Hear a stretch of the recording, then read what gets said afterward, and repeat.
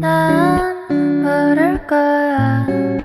아마 날 모를 거야. 웃고 있는 내 모습은 진짜가 아니야.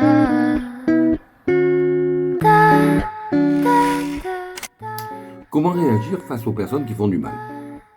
Cette question est une question piège, car instinctivement, nous aurions tendance à nous défendre.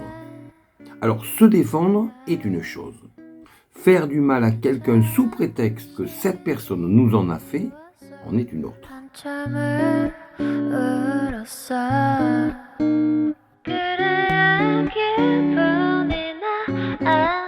Généralement, lorsque l'on a un certain niveau de conscience, comme je le dis très souvent, on sait que faire du mal n'apporte jamais de bien. Même si, lorsque l'on fait du bien, cela n'apporte pas forcément du bien. Mais dans tous les cas, lorsque l'on fait du mal, cela n'apporte pas du bien.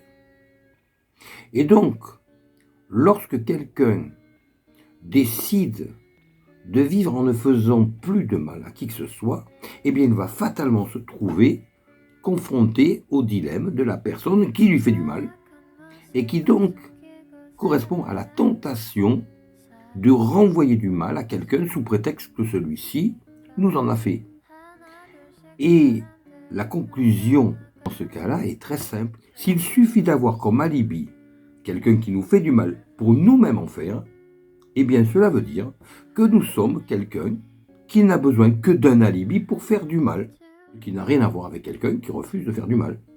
Je prends comme exemple les bouddhistes tibétains, Gandhi, les adeptes de la lutte contre la violence par la non-violence, ce qui paraît relativement utopique quand on réfléchit relativement rationnellement.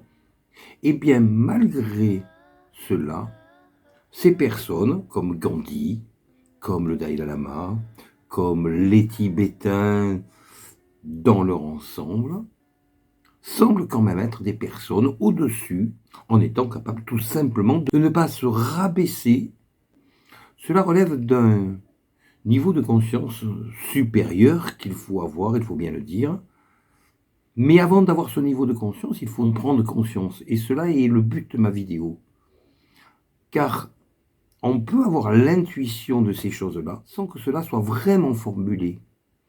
Et lorsque l'on entend quelqu'un qui va formuler quelque chose dont on a l'intuition, eh bien cela permet parfois de préciser les choses.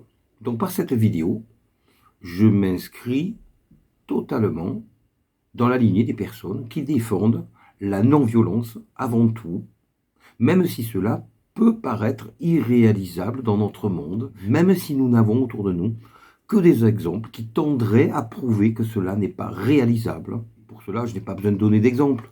Il n'y a qu'à regarder dans notre monde tout autour de nous pour constater que cela n'est pas réalisable en pratique. Cela n'empêche pas d'en avoir conscience. Et si cela n'est pas possible au niveau de la société, cela n'empêche pas d'en avoir conscience et de personnellement vivre dans cette optique-là. Car vivre dans cette optique-là permet de s'élever à un niveau qui n'est pas le niveau des personnes qui répondent à la violence par la violence. Ne pas accepter l'alibi de la violence pour faire le mal est la preuve d'un autre niveau de conscience tout simple.